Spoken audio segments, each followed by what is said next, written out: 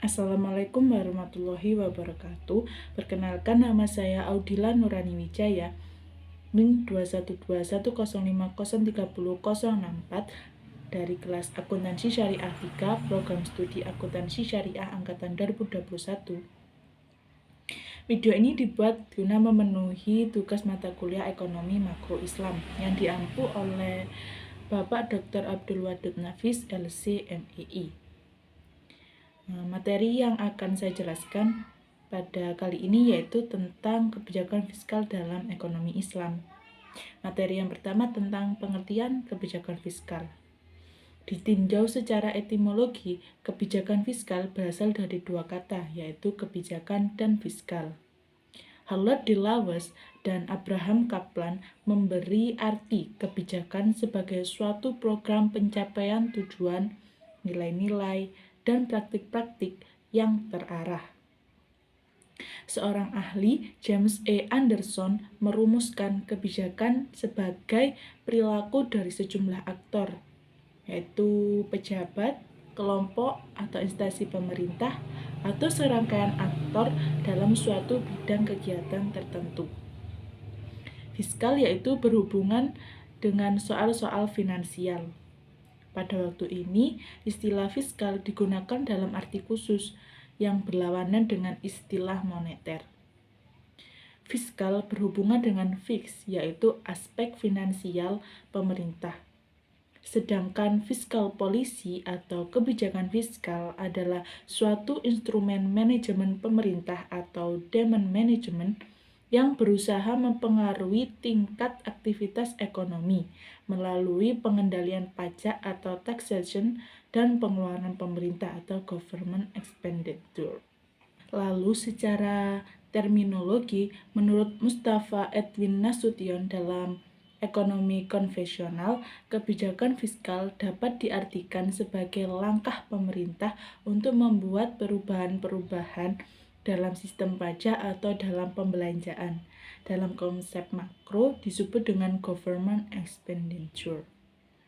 Menurut Eko Suprayitno, kebijakan fiskal adalah kebijakan yang diambil pemerintah untuk membelanjakan pendapatan dalam merealisasikan tujuan-tujuan ekonomi.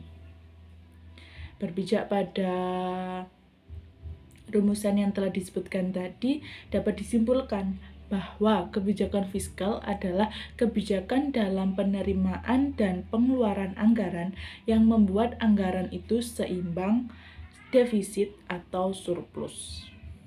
Yang selanjutnya ialah tujuan dari kebijakan fiskal. Yang pertama itu ada memacu pertumbuhan ekonomi negara. Kebijakan fiskal juga berperan penting dalam meningkatkan pertumbuhan ekonomi bangsa karena salah satu fungsinya adalah mengatur pendapatan negara.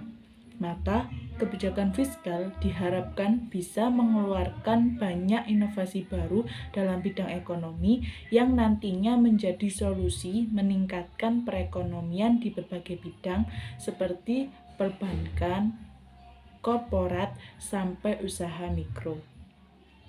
Yang kedua ialah menjaga stabilitas harga.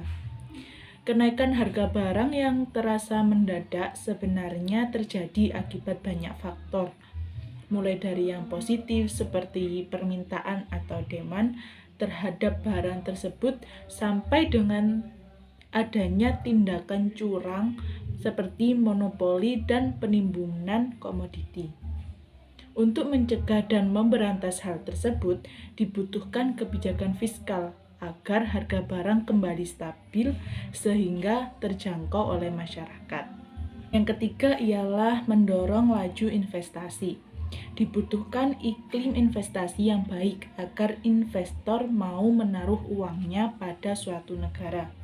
Dan yang keempat ialah meningkatkan potensi SDM. Berkaitan dengan poin sebelumnya, jika laju investasi tinggi, maka ada kemungkinan terbukanya lapangan pekerjaan dan menyerap tenaga kerja. Tentu hasilnya akan mengurangi pengangguran. Dan yang kelima ialah mewujudkan keadilan sosial. Yang terakhir, kebijakan fiskal ini memiliki tujuan untuk mewujudkan keadilan sosial bagi seluruh masyarakat. Salah satu penerapannya adalah PEN atau Program Pemulihan Ekonomi Nasional. Yang selanjutnya ialah jenis kebijakan fiskal. Dari segi penerapannya atau implementasinya dibagi menjadi dua, yaitu yang pertama kebijakan fiskal ekspansif atau expansionary fiscal policy. Kebijakan fiskal ekspansif dirancang dengan tujuan untuk merangsang ekonomi. Kebijakan ini paling sering dimanfaatkan selama waktu resesi, pada saat pengangguran mencapai angka yang tinggi atau pada saat periode siklus bisnis sedang rendah. Dan yang kedua yaitu kebijakan fiskal kontraktif, digunakan guna memperlambat laju pertumbuhan ekonomi. Contohnya pada saat inflasi tumbuh pesat. Hal ini tentunya merupakan kebalikan dari kebijakan fiskal ekspansif, di mana kebijakan fiskal kontraktif akan meningkatkan pajak serta memotong pengeluaran. Yang selanjutnya yaitu jenis kebijakan fiskal berdasarkan teori. Ada 3, yaitu yang pertama kebijakan anggaran pembiayaan fungsional, untuk mengatur pengeluaran oleh pemerintah dengan cara memperhatikan pengaruhnya terhadap peningkatan dalam hal kesempatan kerja.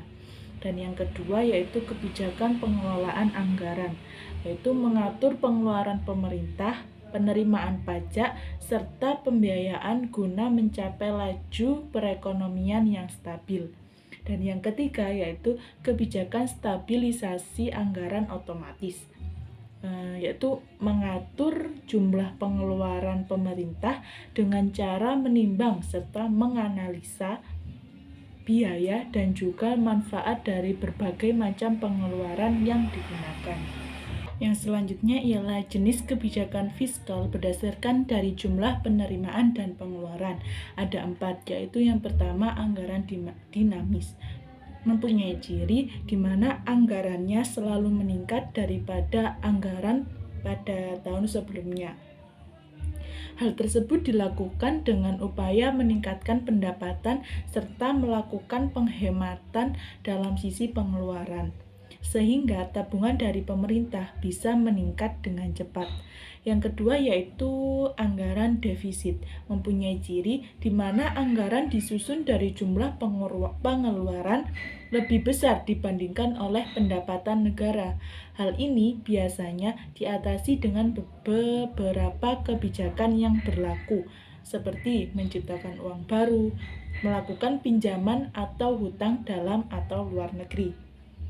Yang ketiga yaitu anggaran surplus, yaitu mempunyai ciri di mana jumlah pendapatan lebih besar dibandingkan dengan jumlah pengeluaran total oleh pemerintah.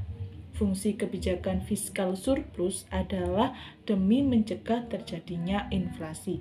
Dan yang keempat yaitu anggaran seimbang.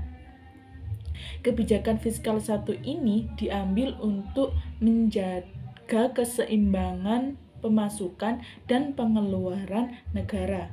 Fungsi kebijakan satu ini adalah agar negara itu tidak memiliki banyak hutang. Lalu materi yang terakhir yaitu tentang manfaat diberlakukannya kebijakan fiskal. Yang pertama yaitu dapat menumbuhkan kondisi ekonomi yang lebih baik. Manfaat utama dari kebijakan fiskal adalah membuat ekonomi negara ke arah yang lebih baik. Hal ini tentu dilakukan untuk kebaikan negara. Yang kedua yaitu pengalokasian sumber daya yang lebih efektif dan tepat sasaran. Saat melakukan kebijakan fiskal, pemerintah akan mengelola jumlah uang kas yang masuk untuk kebutuhan internal yang lebih penting dan berpengaruh positif pada masyarakat luas. Yang ketiga yaitu menstabilkan kondisi ekonomi negara jangka pendek. Kondisi perekonomian dunia yang tidak stabil dan fluktuatif membuat pemerintah harus proaktif mencanangkan kebijakan fiskal yang dianggap perlu untuk diaplikasikan. Dan yang keempat yaitu pemerintah mampu melakukan pengembangan pada pembangunan jangka panjang negara. Melalui pembangunan berjangka panjang tersebut, pertumbuhan ekonomi yang diharapkan dapat tercapai.